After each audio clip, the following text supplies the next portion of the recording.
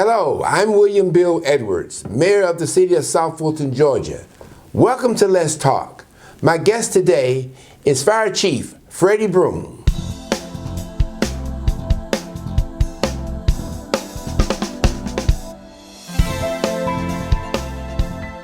Chief Broome, welcome to the show. Thank you for having me. We want to talk a little bit about you and yourself and what we're doing and how we're doing in South Fulton. Tell us a little bit about who is Freddie Broome.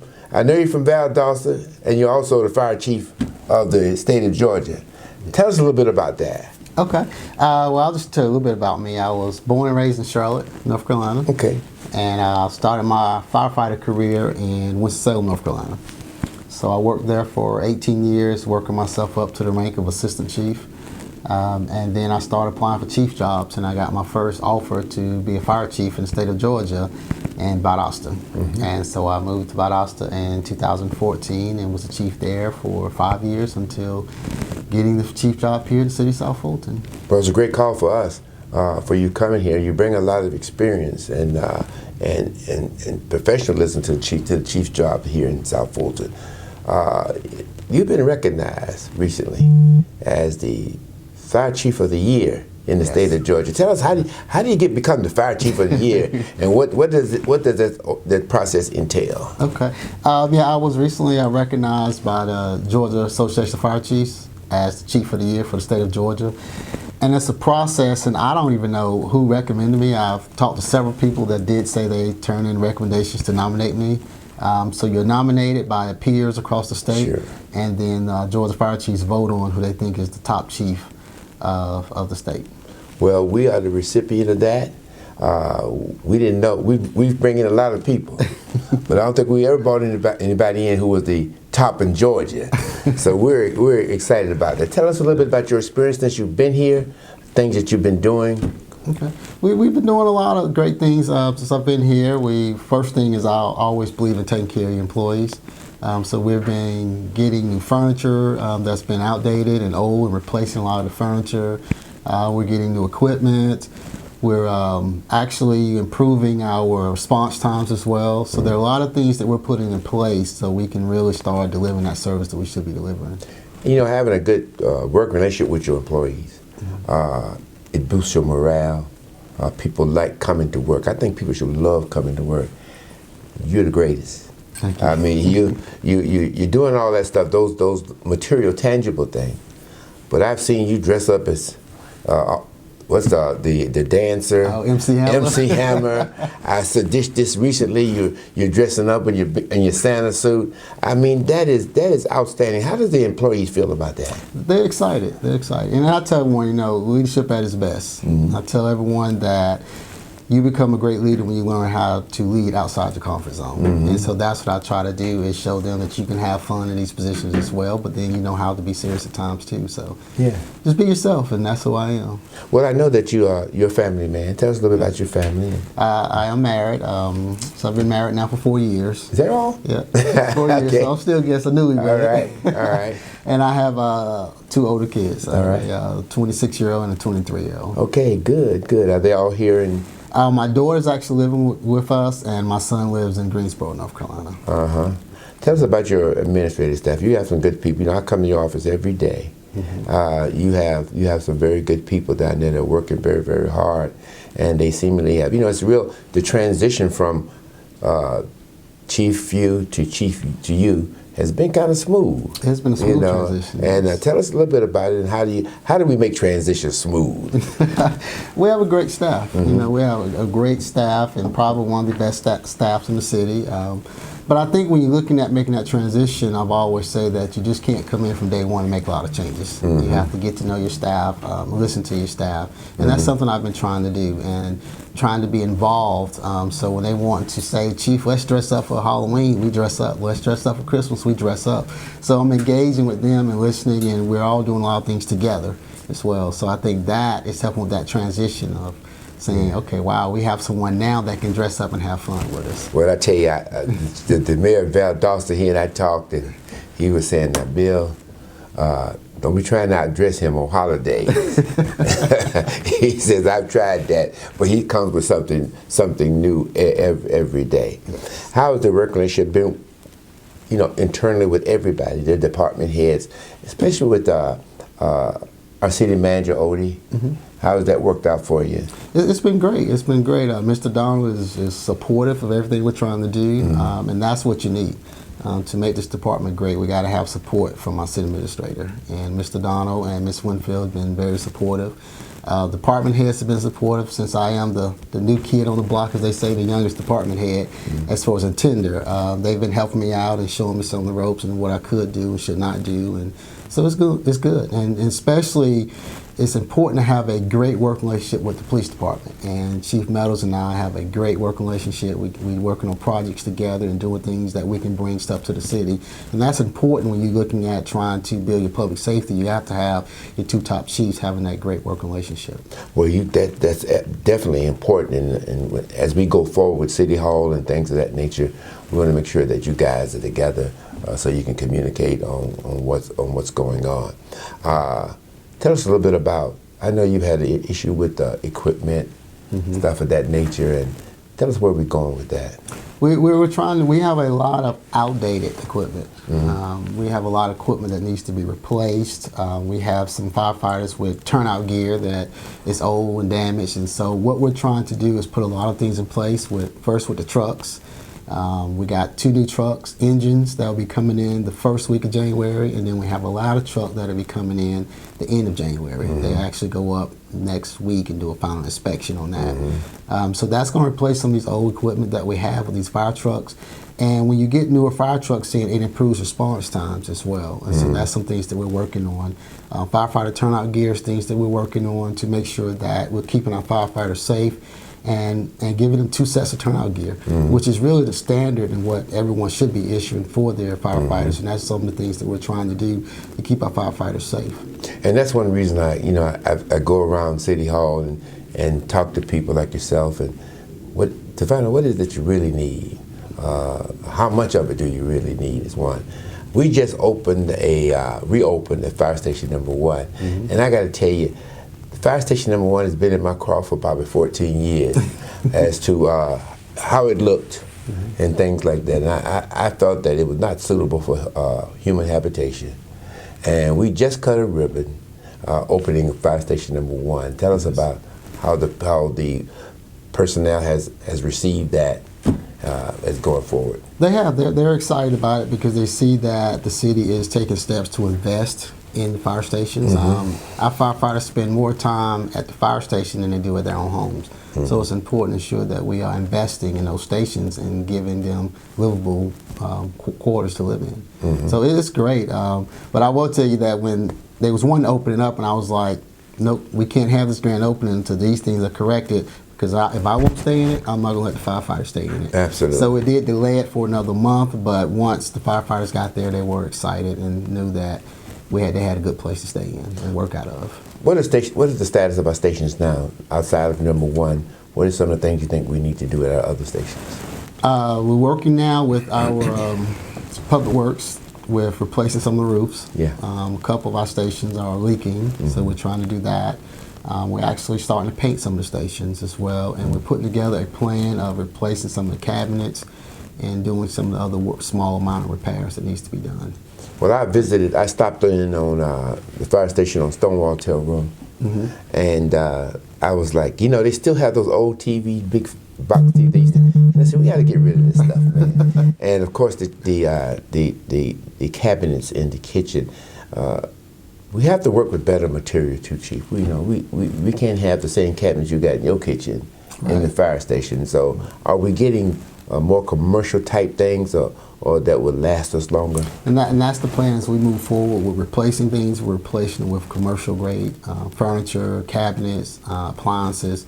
Because like I say, it's not, firefighters spend more time there than they do at their home, so it's going to need more, it's going to require more to really maintain it, and when you're getting residentials, I don't cook as much on my stove as I cooked when I was at the fire station. So you got to have some appliances that can hold up. Yeah.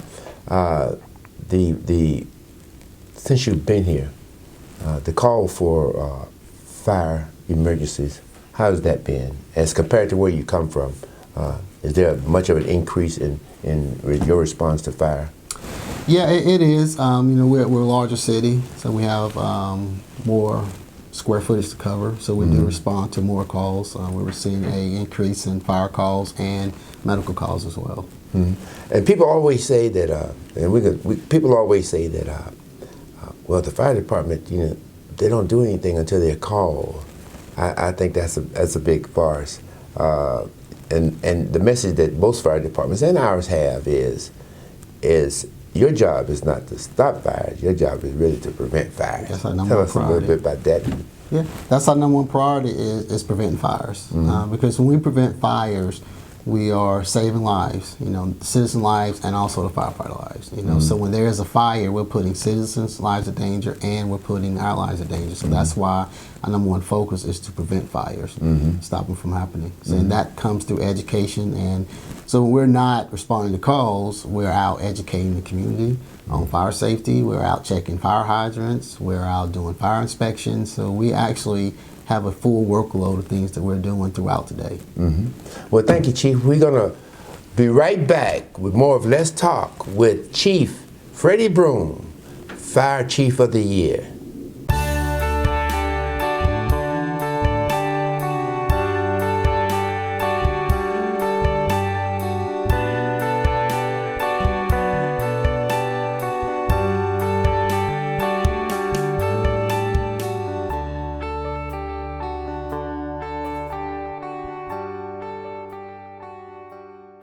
Welcome back to Let's Talk.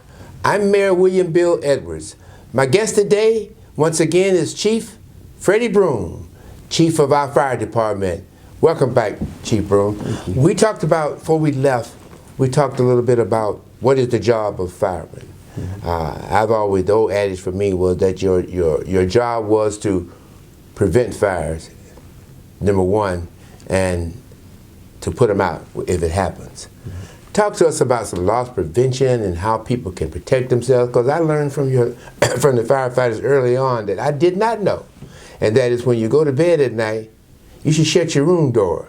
Yeah. It never occurred to me. Let's talk about those types of things. Okay.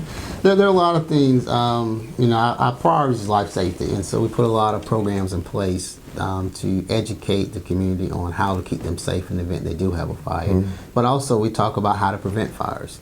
So a lot of things that we're doing in the department is that we're sending out a monthly fire safety tip of different things that you can do to protect yourself from fires. So we talk about, have a lot of electrical fires, making sure that if you're using extension cords, that you're using the right extension cords, you're not overloading your extension cords, because that causes electrical fires. We talk about when you're cooking, you'd be surprised how many people want to come home, they want to cook and they're sleeping. And so they start cooking, next thing you know, they fall asleep.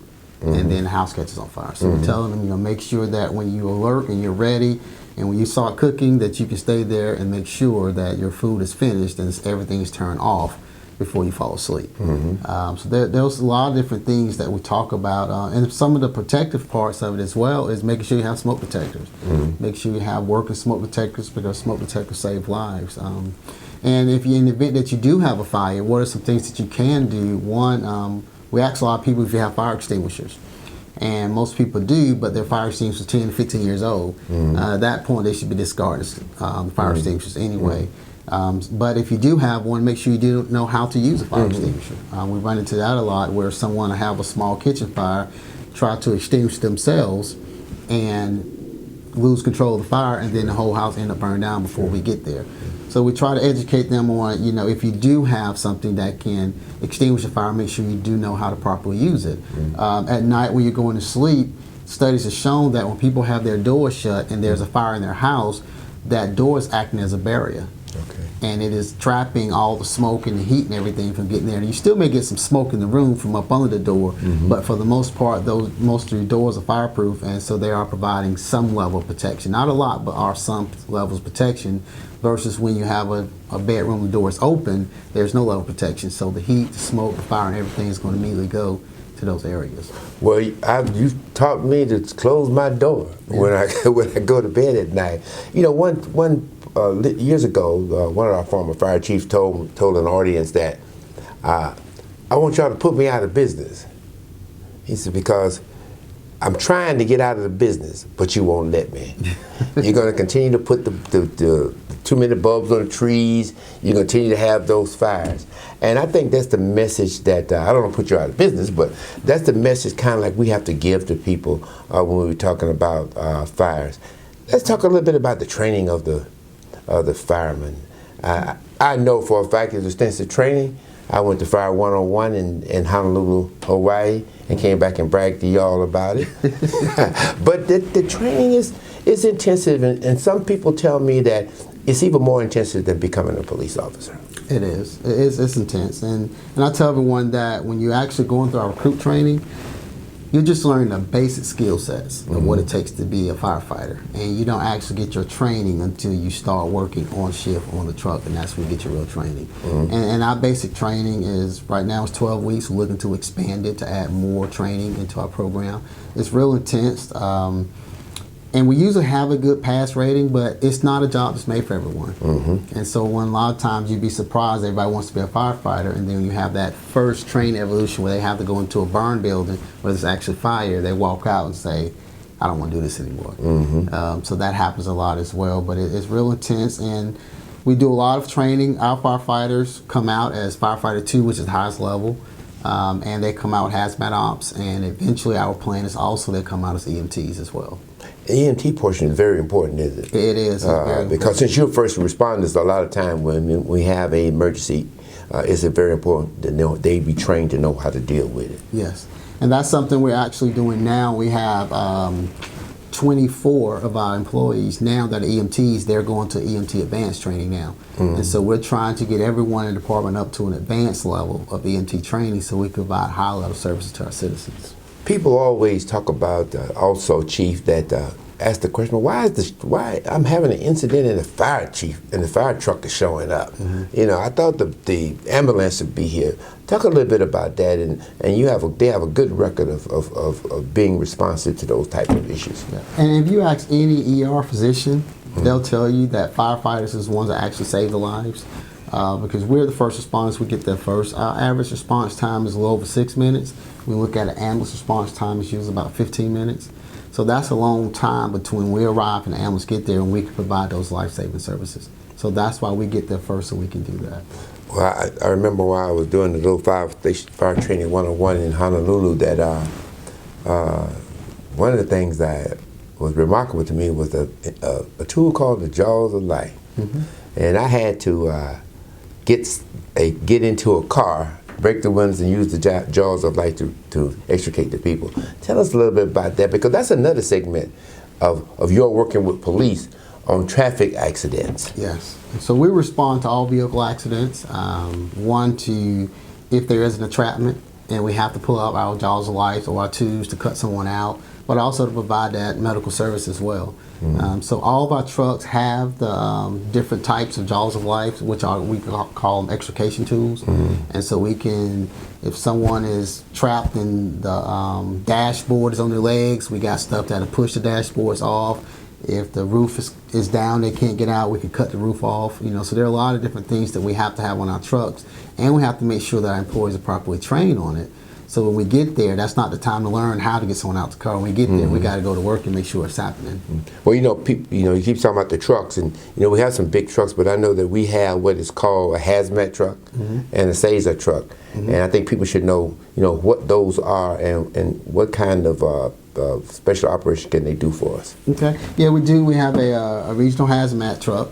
And that truck is anytime you have a hazmat incident. We just actually used it the other day. We had over, I think it was 100 gallons of diesel fuel that wasted somewhere, and so we actually had the truck to come out to that. So anything that's a hazmat, especially on FIB, there are a lot of different industries there that can actually have a hazmat incident, so we're actually making sure that we provide that coverage in that area as well.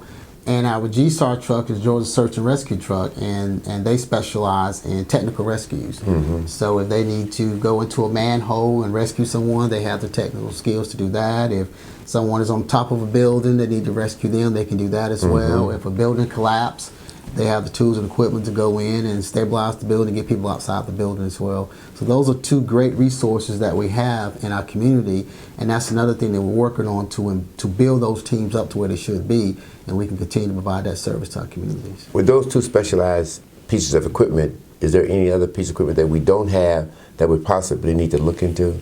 I think something that we need to look into is something most people call quick response vehicles. And what those quick response vehicles will be, they will have our EMTs or advanced EMTs on it, and they will respond to a lot of your medical calls. Because when we send in our fire trucks to these calls, we have to look at the wear and the tear on the trucks, and they respond to a lot of medical calls. But if you have these vehicles that can respond, then it would cut back on the amount of times that the actual fire truck is responding. And it will continue to provide a high level of service to our citizens. We'll talk a little bit about transporting in the event of a medical emergency or whatever. A lot of people don't understand that we can only transport on the 4 reasons. And I think that that's why we have the contract with Grady. Before, you would have ambulances at the fire station that would be deployed when the fire is deployed. Tell us a little bit about that, and how does that really handicap what we do? Or if we could get that law changed, how would it expedite the fact that person's survival rate goes up? Yeah, if we could get that changed, that would be great, and that's something I hope that one day that we can bring to our city to acquire a medical transport license to be able to provide that service. Because as I mentioned earlier, that when we get there and there's another 10 minutes possibly before the ambulance can get there, if we had the opportunity to transport, we can get there, provide the service, and go ahead and start transporting that patient to the hospital, and they can get to the hospital faster. And there's 4, you can do it now on the sport. I think it's like 3 or 4 special reasons. It's 3 special criterias, but it's really hard to get those criterias, and then you still have to be able to justify why those criterias was there. So right now, since I've been here 6 months, there hadn't been a criteria we have been able to actually use our ambulances to transport. And right now, our ambulances is not equipped to transport, and that's something that we're working on as well. Gotcha.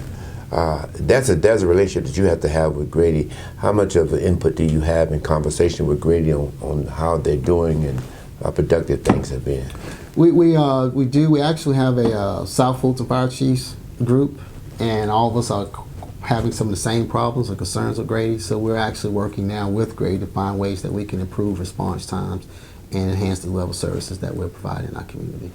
Well, thank you, Chief. We'll be right back with the Fire Chief of the Year in the state of Georgia, Mr. Freddie Broome.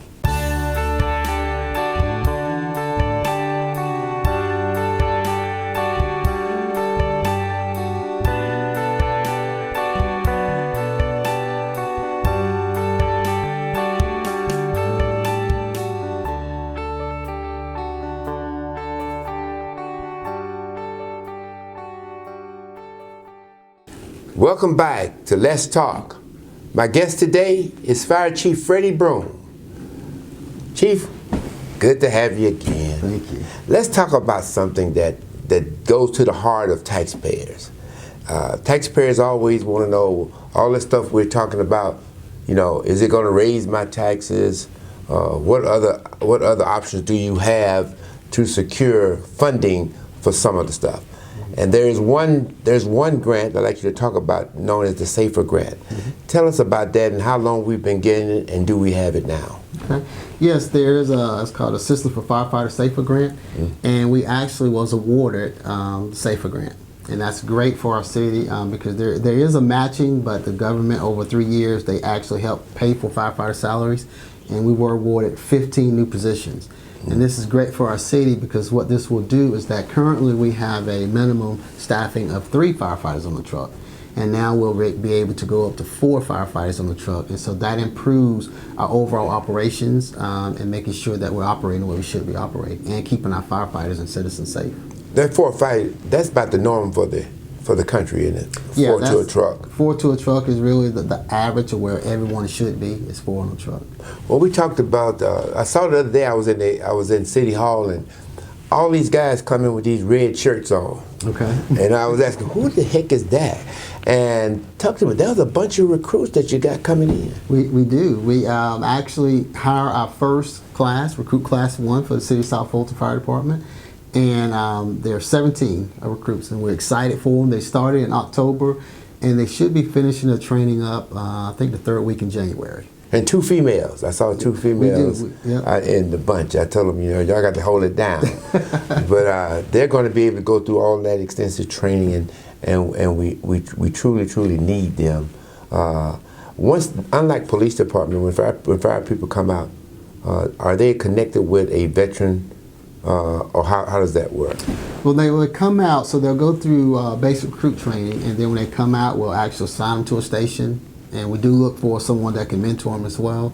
And they'll do on-the-job training for about 6 months. And then at that point is when they complete everything else, then we'll call you in to swear them in and actually have their official graduation and say that they've met all the criteria to be a firefighter in our city. Fire prevention is everybody's job. Yes. Not just the fire department, but also the citizens. How can we involve the citizens more into helping to prevent fires, to assist our firefighter program, outside of taxes? Outside. and that's what we're trying to do. We're trying to enhance our community engagement efforts. Yeah. You're starting to see us attend more HOA meetings, more community business meetings as well. And so we're trying to be engaged, and so we need the citizens to invite us to more events, because the more events that we can attend, the more we can educate everyone on how to keep themselves safe. So that's something we're doing. We also have a Facebook page, so if you're on social media, follow us on Facebook. South Fulton GA Fire Rescue. We put a lot of safety information out there as well, and we also have some of the citizens that will ask us questions on social media of what can they do about certain things to keep themselves safe. I recently reviewed a survey, a national survey. It talked about the friendliest people in government, right? And believe it or not, police talked about officer friendly, but the actual #1 person that everybody liked was the firefighter. Yes, they love us. Everybody loves us. What do you think? What do you think are some of the reasons why people would think that the firefighters are the best, nicest people in government? I think it's just, I always joke with the police department and say, that people are police officers because they didn't have what it takes to be a firefighter. I'm sure Meadow loves that. So, but that's just part of who we are. That's just part of the customer service oriented part of it. It's just our profession, and that's what we do. We train on it. Because we're there in a time of people that really need us for emergency, and that's the time that we have to show them that we really care. And so we have a lot of empathy in our profession. We train it, we teach it, and we want people to know that during your worst day, we want to be there for you and be able to help you get through that. And not just that, but we do so many other programs that to impact lives, not just during a time of need, but also there are a lot of programs that we do just to be able to impact the community as far as mentoring, engagement, things like that. And so when the community looks at all the stuff that we do as a whole, they just can't help but to love us. Right. Sometime in the year you drive up to a corner and there's a firefighter out there. He's got a boot, and he wants you to put this money in that boot. Tell a little bit about that, and what are you doing, and how much money have you really raised? We do a lot. We do 2 drives. We do a MDA, Fill the Boot drive, and we also do a Georgia firefighter burn drive as well. Okay. And all that money stays into our state, and it helps local agencies as well. The Georgia firefighter burn, that one is something I'm really passionate about because that actually helps burn victims. Helps their families. They're able to go to burn camps and things like that. So those are some of the things that we do to collect. I'm not sure all the totals that we've collected so far, but I know that we've done pretty well with our donations. Yeah, over the years, I think you have done a fantastic job of that.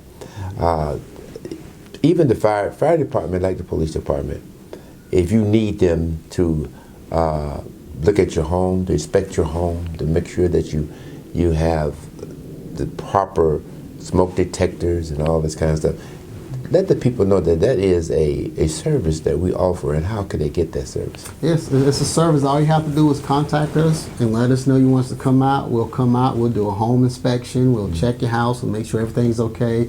We already do business inspections to make sure we're keeping our businesses safe as well.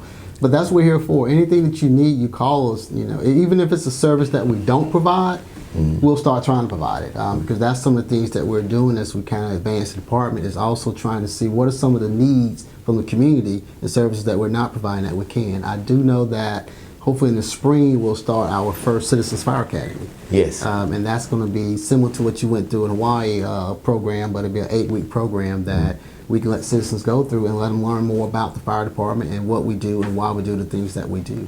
But Chief, mine was a day. I don't know if I want to do 8 weeks, but a day was enough for me. But it's very good that people can actually. I felt good when I did the one-on-one police for charge of the fire academy thing. The guys were great, and it gives you a feel about what is it that firemen do and the kind of challenges they have. And going through a 6-foot, 16-inch stud, fully acquired fire equipment on was challenging. Yeah. but it can be done. We have a great fire department. I really think we do. We have a lot of great people in the fire department, and you have brought a lot of professionalism and morale building. I can see it every day. I tell people all the time I notice because I walk the city hall 3 times a day, and I spend a lot of time in the fire department just talking to the wonderful people that do a great job every day for you, and we appreciate you for that. I understand why you're now the fire chief of the year in the state of Georgia. Thank you. We're so happy to have it. And thank you all for being here on this edition of Let's Talk. We'll see you next time.